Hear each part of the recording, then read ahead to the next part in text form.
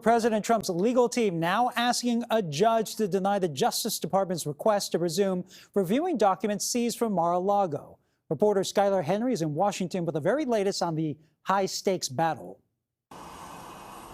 Former President Donald Trump arrived in the Washington area Sunday evening, ostensibly to play golf. Meanwhile, his lawyers hammered out a response to the Department of Justice's request that the judge stay the part of her ruling preventing the government from reviewing documents taken during the search. Trump's team filed the response this morning, saying in what at its core is a document storage dispute that spiraled out of control. The government wrongfully seeks to criminalize the possession by the 45th president of his own presidential and personal records.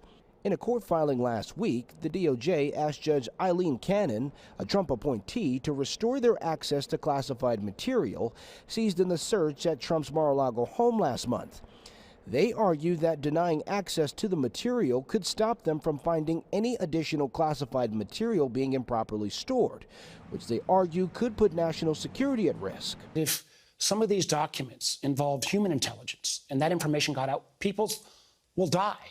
If there were penetration of our signals intelligence, literally years of work could be destroyed. The Trump team responded to that request, saying there is no indication any classified records were disclosed to anyone, reiterating they were stored in a locked room at Mar-a-Lago.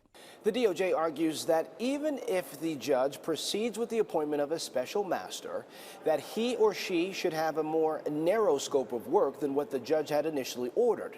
In the court filing, the DOJ said the special master should not review documents with classification markings and should not adjudicate claims of executive privilege. There's only one executive who can assert the privilege, and that's the one who is the current executive, Joe Biden. So far, neither the DOJ nor former President Trump's lawyers have agreed on who should be named the special master if the federal judge proceeds with appointing one, with both sides submitting a separate list of names they find acceptable to fill the role.